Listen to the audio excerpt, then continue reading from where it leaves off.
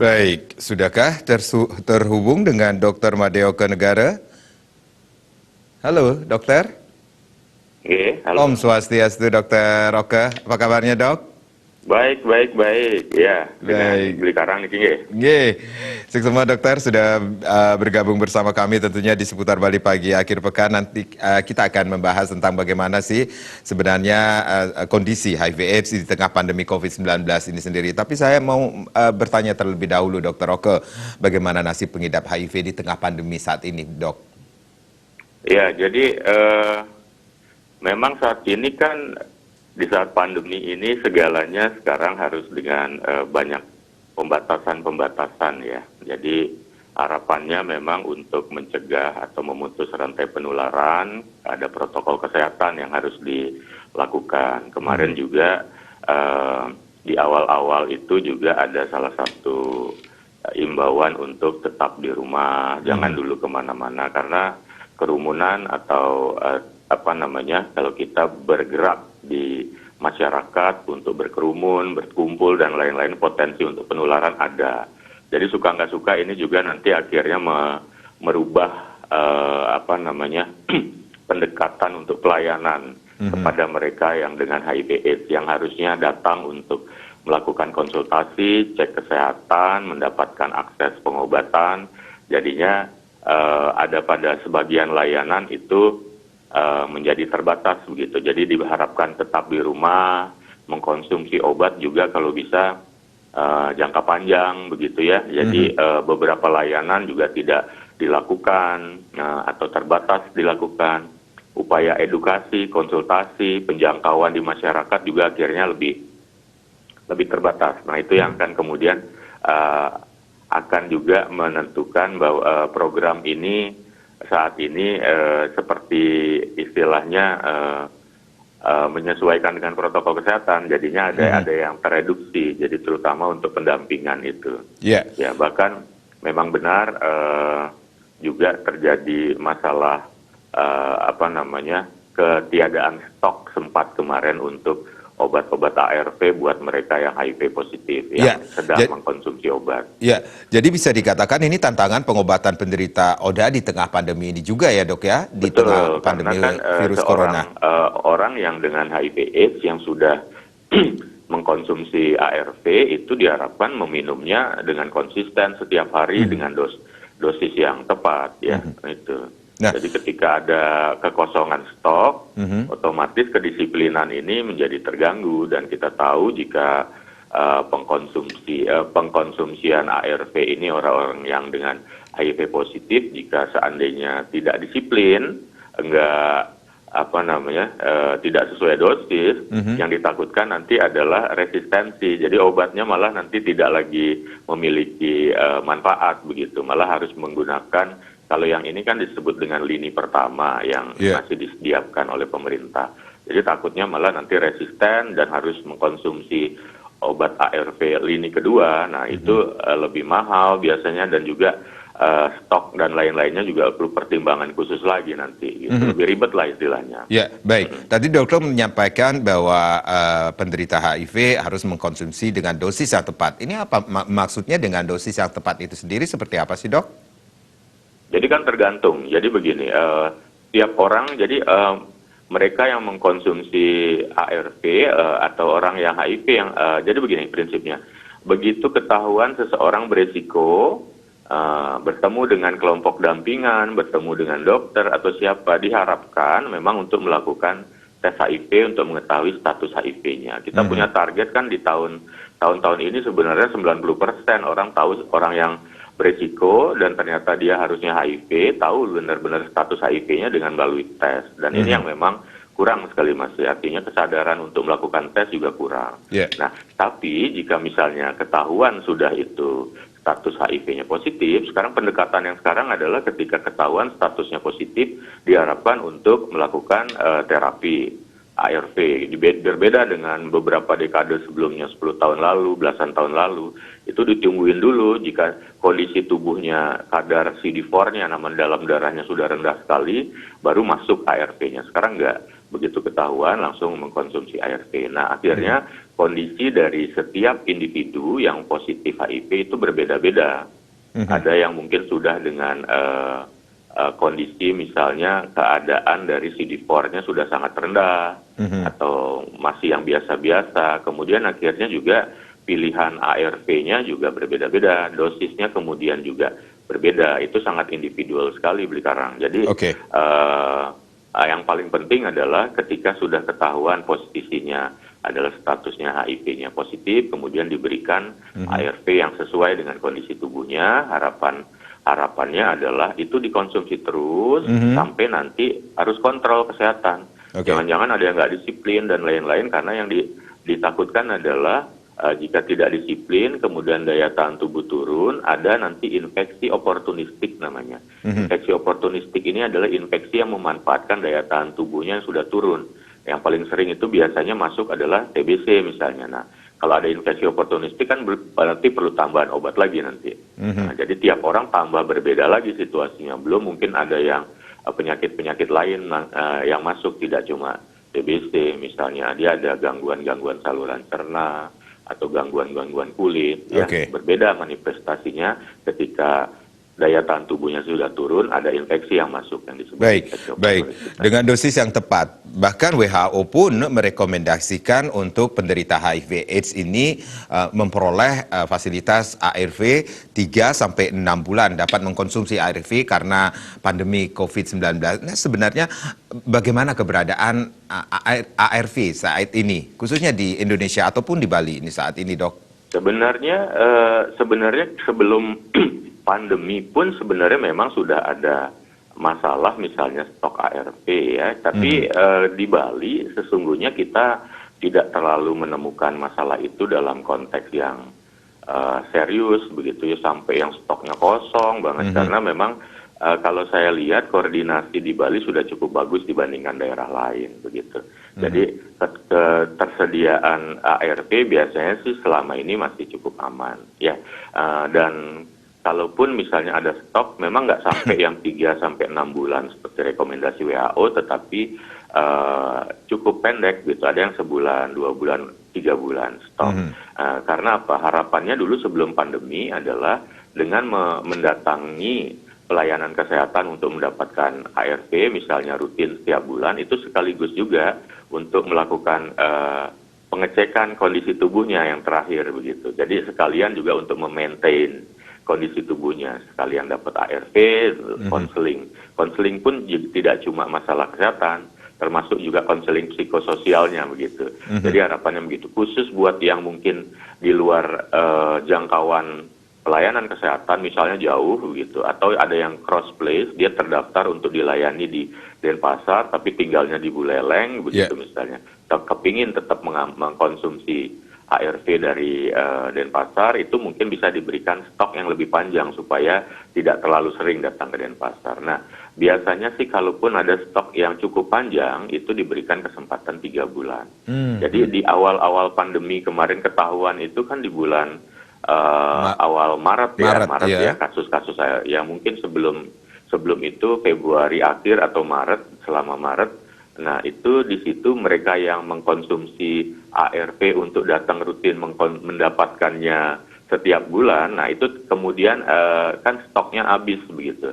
Stok pribadinya habis, kemudian ternyata stok di Indonesia juga mengalami masalah. Nah, itu sempat terjadi kekosongan. Tetapi mereka yang sudah mendapatkan stok misalnya 3 bulan tidak mengalami masalah ini. Karena apa? Antisipasi di Indonesia, terutama di Bali, luar biasa, cukup responsif begitu. Jadi kekosongannya kemarin tidak bertahan lama. Kenapa bisa kosong?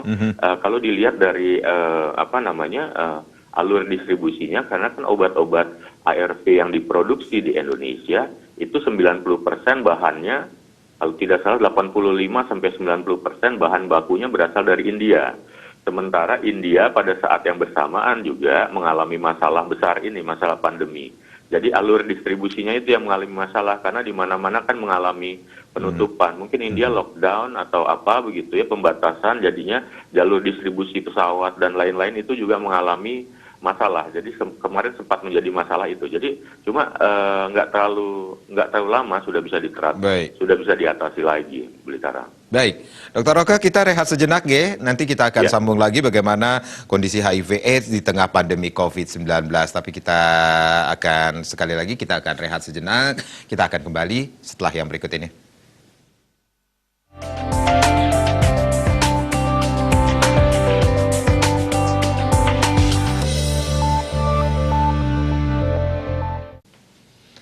Ya, pemirsa, kita kembali terhubung dengan Dr. Made Oka Negara M. Biomedvias, seorang akademisi dan juga Ketua Forum Peduli AIDS, bagaimana kondisi HIV/AIDS di tengah pandemi COVID-19. Dr. Oka masih bersama kami tentunya. Dokter.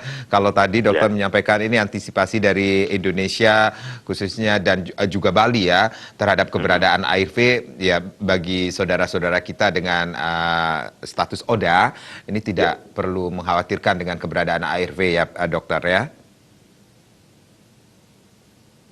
Halo. Ya, jadi sebenarnya yang kemudian menjadi masalah sebenarnya adalah beberapa hal yang berkaitan lagi dengan masalah COVID-19 ini kan begitu. Jadi sebenarnya kalau bicara tentang akses sekarang sudah mulai diperbaiki. Jadi mungkin lebih kepada hal yang bukan lagi stok, tetapi keterlambatan. Misalnya saja tidak semua layanan perawatan dan dukungan kepada orang HIV itu punya SOP yang alur yang baik. Misalnya kan sekarang ada layanan untuk online, pengiriman ARV, ternyata mungkin itu juga ada keterbatasan. Jadi bisa dikatakan juga, ini administrasinya yang jadi memperbaiki, namanya juga ini sesuatu yang baru ya, emerging disease ini juga membutuhkan antisipasi yang cepat. Ternyata tidak semuanya juga memiliki kemampuan untuk menyelesaikan ini dengan cepat, tapi mungkin perlahan pasti bisa. Kemudian juga yang menjadi masalah kan karena rumah sakit tempat mengakses ARV ini kebanyakan rumah sakitnya dipakai untuk rujukan. Penanganan COVID-19 juga begitu. Jadi pasien juga mereka ingin membutuhkan juga masih berpikir untuk ke rumah sakit, ternyata di situ melayani COVID. Ya, kita tahu sendiri bahwa juga banyaknya informasi di media sosial yang mungkin kasus-kasus positif, kematian, belum lagi yang informasi yang hoax, nakut-nakutin begitu, membuat orang dengan HIV juga menjadi takut dan ini Parno juga gitu ya. Beresiko menurunkan imunitasnya. Mereka kan daya tahan tubuhnya turun begitu ya. Tapi ada sesuatu yang nanti mengejutkan kita sebenarnya dalam data-data terakhir, karena begini, asumsinya adalah ketika berbicara tentang COVID-19 yang fatal adalah tidak terlalu banyak sebenarnya yang fatal, tetapi memang penularannya kan memang cepat. Tetapi yang benar-benar jatuh kemudian menjadi beresiko sampai mengakibatkan kematian itu tidak banyak persentasenya, dan selalu diasumsikan adalah mereka yang punya penyakit penyerta, daya tahan tubuhnya turun, termasuk di awal-awal disebutkan mereka yang mengidap HIV/AIDS. Nah, beberapa penelitian awal juga yang di Afrika Selatan, beberapa daerah di Afrika itu menyebutkan bahwa mereka-mereka yang HIV ternyata jatuh ke kondisi beresiko fatal juga cukup tinggi begitu. Nah, ini yang menjadi ya dokter, ini yang menjadi pertanyaan, ini apakah ODA dengan resiko tinggi bisa tertular virus corona ini, Dok? Nah, jadi begini, ODA selalu diasumsikan, bukan diasumsikan, ODA selalu memang memiliki daya tahan tubuh yang turun, ya, karena memang HIV kan menyerang sistem kekebalan tubuh. Itu sudah confirm, clear itu. Tetapi begini, ternyata ada kabar-kabar yang cukup menggembirakan dari perkembangan penelitian tentang mereka yang terinfeksi COVID di kalangan yang sudah mengalami COVID positif di kalangan orang yang HIV positif. Ternyata penelitian-penelitian terbaru menyebutkan justru mereka yang HIV tapi sudah mengkonsumsi ARV itu ternyata tidak menjadi fatal, bahkan hampir bisa dipastikan sembuh jika terinfeksi. Karena ternyata ada blessing in disguise-nya ketika mereka mengkonsumsi ARV. Ternyata ARV yang dikonsumsi ini itu kan juga antivirus sebenarnya. Ber- Ya, jadi beberapa kasus yang sudah jelas mengkonsumsi ARV, bahkan beberapa ARV jenis tertentu. Jadi di summarize dari hasil-hasil penelitian menyebutkan bahwa orang yang dengan HIV mengkonsumsi ARV justru jika pun terinfeksi jadinya tidak fatal. Oh, oke. Kemudian artinya sedikit memiliki daya lindung ya. Jadi ARV-nya ini terhadap fatality rate dari virus corona ini. Jadi ternyata mereka terlindungi begitu. Jadi bisa Jadi jadi bisa digarisbawahi ini ARV yang dikonsumsi terhadap orang atau ODA iya. yang tertular COVID-19 ini sendiri dapat juga digunakan untuk mengobati COVID-19 karena ARV Iya, juga adalah antivirus. Jadi begini, Beli Karang. Jadi jika ada pertanyaan, apakah HIV meningkatkan risiko terinfeksi? Apakah juga meningkatkan risiko fatal dari infeksi SARS-CoV-2 ini? Ternyata jawabannya tidak. Jadi beberapa penelitian misalnya sudah dicoba di Wuhan, itu di Inggris, di New York, kemudian di Barcelona, itu ternyata sudah memastikan bahwa memang tidak tambah fatal. Ya. Jadi ada beberapa hipotesis yang disampaikan bahwa ARV yang diminum itu sedikit banyaknya juga efektif terhadap virus. Kemudian yang kedua, ketika si ARV ini sudah masuk ke dalam konsumsi tubuh, kemudian ternyata dia bisa memperbaiki metabolisme tubuh, keadaan tubuh dan selularnya. Jadi ada istilahnya yang membuat fatal pada mereka yang mengidap COVID adalah badai sitokin, kan, cytokine storm namanya. Yang itu akibatnya kalau terjadi badai sitokin itu bikin orang menjadi tekanan atau sesak nafas yang sangat berat sehingga perlu menggunakan alat bantu pernapasan khusus, kalau tidak tertolong akibatnya fatal. Nah, pada mereka yang mengkonsumsi ARV ternyata manifestasi klinisnya menjadi lebih ringan begitu dan tidak terjadi badai sitokin ini. Dan artinya ternyata di sini tanpa tidak diduga begitu ya, ternyata keberadaan ARV ini bisa sanggup membuat kondisi si orang dengan HIV/AIDS yang tadinya kita pikir daya tahan tubuhnya turun dan akan menjadi bakal fatal, itu menjadi terlindungi. Jadi tanpa diduga begitu, dan akhirnya pada beberapa negara sekarang pun dalam konteks untuk melakukan alternatif pilihan terapi juga sedang meneliti beberapa jenis ARV yang dikonsumsi oleh orang dengan HIV/AIDS sebagai pilihan terapi untuk pengidap COVID-19, supaya tidak fatal. Gitu. Artinya tetap bisa tertular sama saja dengan orang umum, tetapi untuk menjadi beratnya ternyata bisa terlindungi untuk mereka yang mengkonsumsi ARV. Sementara tadi yang di awal-awal dibilang di Afrika itu kok fatal, ternyata itu memang yang tidak mengkonsumsi ARV. Artinya begini, jika ada orang dengan HIV/AIDS, daya tahan tubuhnya turun, dia terkena COVID-19, mungkin dia akan menjadi lebih berat. Tetapi jika dia ternyata mengkonsumsi ARV, nah ini dia akan mengalami sedikit tambahan perlindungan, jadi menjadi tidak lebih berat. Begitu. Baik. Itu yang terjadi terakhir, Beli Karang. Baik. Dengan kata lain, ODA yang sedang minum ARV, jika tertular pun COVID-19 ini sendiri tidak bisa akan menjadi lebih parah lagi, Dok? Iya, betul. Tetapi kita selalu mengedukasi, bukan berarti kemudian sudah minum ARV kemudian aman dan mereka akhirnya melepaskan semua protokol kesehatan dan kemudian malah senang-senang berkumpul, ya tidak pakai masker, nggak juga melakukan pola hidup bersih dan sehat. Nah itu juga keliru. Jadi tetap kita mintakan edukasi ini disebarkan ke semuanya walaupun tidak bisa langsung lewat medsos pun cukup, bahwa untuk meyakinkan bahwa kelompok-kelompok dampingan juga memberikan informasi yang selayaknya adalah kepada ODA yang sudah minum ARV selalu melakukan protokol kesehatan. Baik, Dokter Roke, kita rehat kembali Dok, nanti kita sambung lagi ya di sesi berikutnya. Baik pemirsa, jangan kemana-mana, kami akan kembali saat lagi.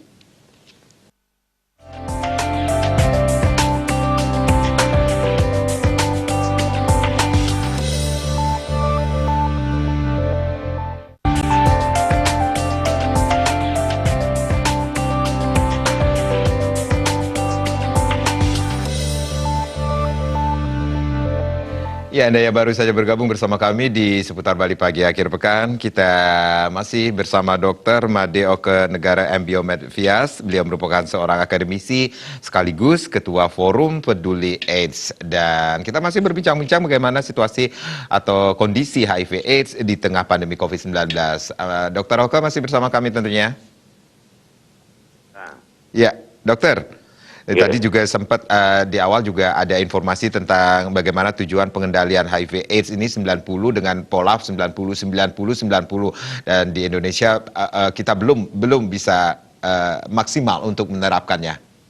Iya, betul. Nah, pencapaiannya seperti itu, Dok.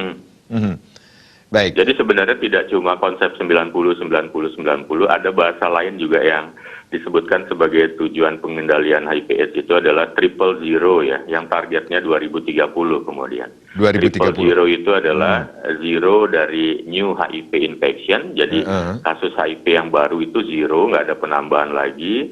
Kemudian zero dari AIDS-related death, jadi kematian karena HIV juga nggak ada lagi. Dan yang paling penting adalah zero dari diskriminasi dan stigma. Karena ternyata HIV ini pada beberapa tempat masih lekat dengan stigma yang akhirnya melahirkan diskriminasi. Begitu orang disebutin ada yang HIV langsung pada takut ya. Tapi situasi jauh lebih membaik dibandingkan mungkin 20 tahun lalu dibandingkan yang sekarang. Karena apalagi sekarang ada pandemi yang lain yang lebih stigmanya lebih keras nih, pandemi COVID-19. Orang jadi lupa sekarang sama HIV kan begitu.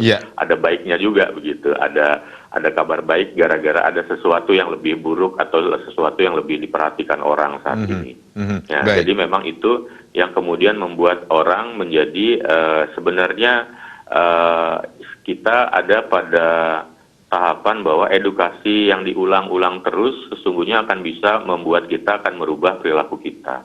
Yang menjadi lepas kemudian saat ini adalah ketika orang lupa bahwa salah satu cara untuk penularan HIV adalah lewat hubungan seksual yang kemudian jika ada yang beresiko, misalnya ada yang gonta-ganti pasangan, mencari pekerja seks komersial gitu misalnya, atau tidak setia dengan pasangan, atau pasangannya tidak jelas status HIV-nya, ternyata orang lupa untuk melakukan proteksi. Nah ini yang harus digencarkan terus bahwa karena apa?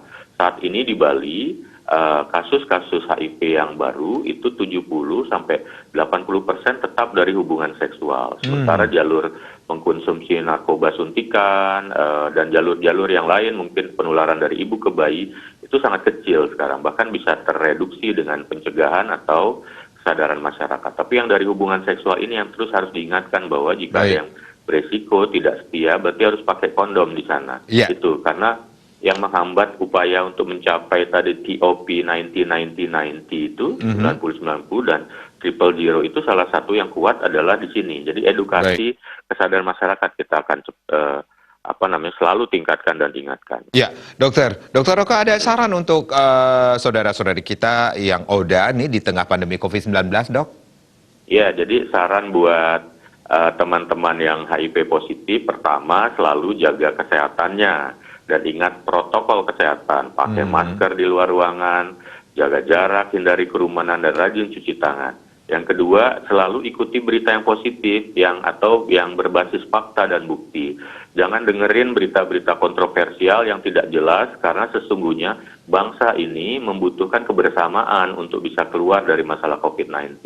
Ketika ada orang-orang yang menyampaikan berita bias, tidak sesuai dengan alur dari kepemimpinan negara ini yang mengharapkan imbauannya adalah dengan protokol kesehatan, tapi ada yang kemudian tidak mengindahkan itu, sebaiknya diabaikan, jangan diikuti. Kemudian yang ketiga, sediakan stok ARV paling tidak kalau bisa 3 bulan atau cukup panjang. Ya. Berkoordinasilah dengan kelompok dukungan dan layanannya supaya tetap. Kemudian rajin melakukan konsultasi, tetapi sekarang bisa lewat telemedicine. Bisa lihat lewat WhatsApp grup, bisa lewat WhatsApp video, bisa lewat Zoom, atau telepon langsung dokter, nurse-nya, kliniknya, puskesmasnya, kelompok dampingannya. Terus yang berikutnya harus juga bisa saling dukung, gotong royong, kerjasama antar mereka yang sesama juga HIV positif untuk memberikan saling dukungan, karena intinya terakhir adalah jangan putus obat ARV-nya. Karena Baik. ternyata ini juga memberikan manfaat rupanya. Iya, dokter Roko, ada kesimpulan yang akan disampaikan pada saat ini di situasi pandemi COVID-19 khususnya untuk HIV/AIDS ini, dok? Ya, jadi intinya adalah siapapun dapat tertular virus corona ini, tidak cuma orang-orang umum, termasuk orang dengan HIV positif juga. Yeah. Dan kemudian adalah dalam konteks semuanya, ini memang pandemi, tetapi kita semuanya, siapapun yang ada saat ini harus menerapkan protokol kesehatan dan kita membutuhkan kebersamaan kolektif, kebersamaan bersama untuk bisa lepas dari permasalahan COVID-19 ini. Karena kalau kita sudah lepas dari permasalahan COVID-19, kita benar-benar akan memasuki yang namanya adalah normal dan sehat kembali seperti sedia kala. Kan itu yang diharapkan oleh semua pihak. Jadi kita jangan mengikuti hal-hal yang kira-kira bertentangan dengan konsep bersama untuk menjaga protokol kesehatan. Demikian. Baik, terima kasih dokter sharingnya dokter dan edukasi yang sudah disampaikan Dr. Made Oke Negara M. Biomed Vias, seorang akademisi dan juga Ketua Forum Peduli